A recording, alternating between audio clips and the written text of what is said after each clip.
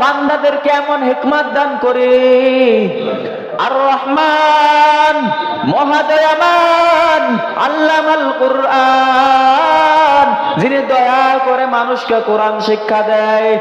আল্লামাহুল বায়ান, মানুষ কথা বললেই সেটা কথা নয়, মানুষের উত্তম কথা মানুষ কোরআন পড়ে শিক্ষা করতে পারে। খলাকল ইনসান, মানুষ সৃষ্টি হইলেই সেটা মানুষ নয়, কোরআন শিক্ষা দিয়ে ইসলামের শিক্ষা দিয়ে মানুষ বানাইতে হয়।